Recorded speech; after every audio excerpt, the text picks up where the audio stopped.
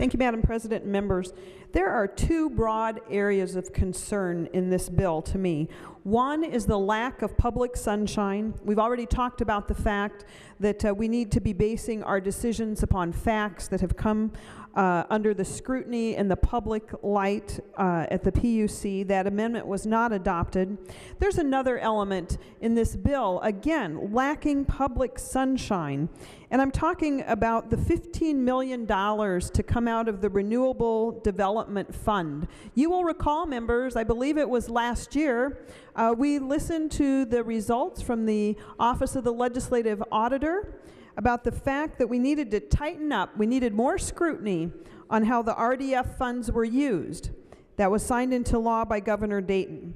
And now here we have today saying that we're going to take up to $15 million out of this RDF fund, out of the public sunshine, the public scrutiny that would normally occur, and suddenly it's going to be used to pay for subsidies to Minnesota solar subsidies. And in fact, my understanding is that we have two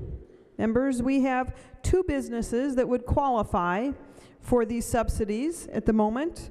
One of them producing competitively priced products, one that is not.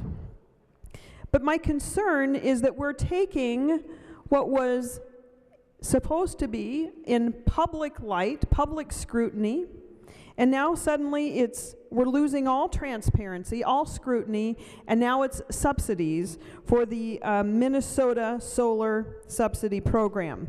So again, we are moving backwards from public light, public sunshine, and transparency. That's the wrong way for this legislature to go.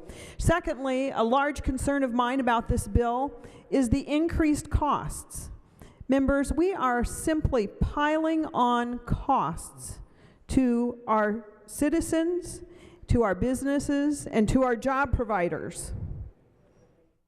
We know we're going to increase the cost of energy in this bill, but yet we're not sure if we're going to be cost effective, if we're going to be looking at the most competitive renewables, because we don't have that study. And yet we're going to continue to pile on costs of energy. We've already piled on costs in health care. We're piling on, thankfully not in this body, the other body, a tax on water, sales taxes coming out of this body. We are piling on, and I will just end by reading you a statement from one of my business owners as he was watching our debate today. His final comment was, "Is it their intent to drive all businesses out of the state?" Members, let's be thoughtful about what we do here in this body. Let's encourage business development. Let's encourage jobs. Let's not just simply pile on additional costs as in this bill.